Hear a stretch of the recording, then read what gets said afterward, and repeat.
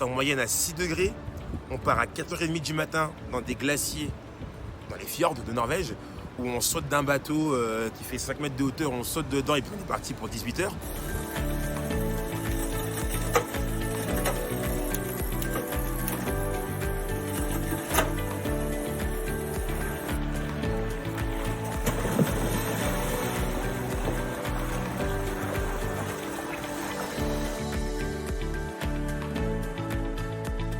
Alors le Norseman, il est considéré comme l'événement huge, le Saint Graal du triathlon, pour deux raisons. D'une part, le dénivelé, qui est l'un des plus gros dénivelés sur des courses, quelque chose comme 5200 mètres sur la course entière, donc c'est un dénivelé pire que Tour de France. Et puis c'est les conditions climatiques qui sont extrêmes, voire terribles. L'eau est en moyenne à 6 degrés, on part à 4h30 du matin dans des glaciers, dans les fjords de Norvège, où on saute d'un bateau qui fait 5 mètres de hauteur, on saute dedans et puis on est parti pour 18 heures. Donc c'est déjà une complexité. Et puis, comment je vais devoir m'établir dedans?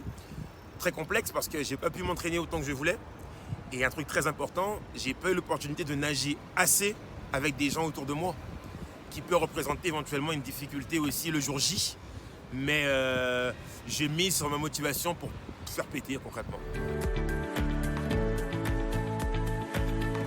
Le truc le plus fou que j'ai dû faire, prendre des cours de ballet pour garder les pointes de pied pointues pour nager dans l'eau.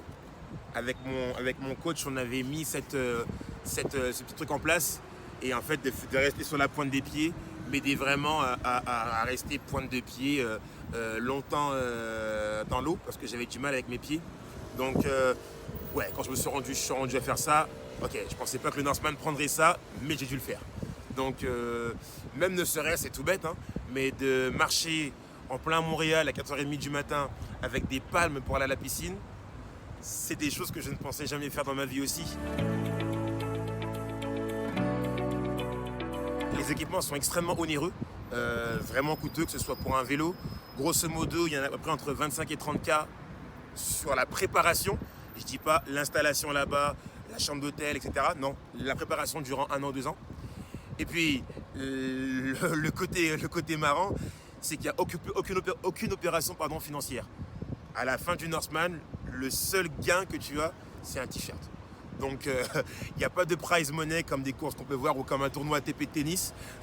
Malheureusement, là, c'est ta satisfaction personnelle et un t-shirt.